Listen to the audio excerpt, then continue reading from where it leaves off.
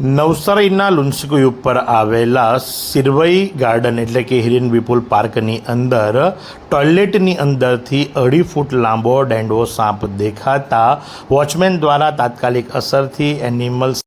નરેન્દ્ર કોહલી ઝડપથી ત્યાં પહોંચી ગયા અને ટોયલેટની અંદર એકદમ સરળતાથી 2.5 ફૂટના ડેન્ડવા સાપનું રેસ્ક્યુ હાથ ધરવામાં આવ્યું અને એને સેફ જગ્યા ઉપર છોડી મૂકવામાં આવ્યો। પણ નરેન્દ્ર કોહલી દ્વારા જણાવવામાં આવ્યું કે તમે આ રીતે પોતાના બાળકોને લઈ કોઈ પણ જો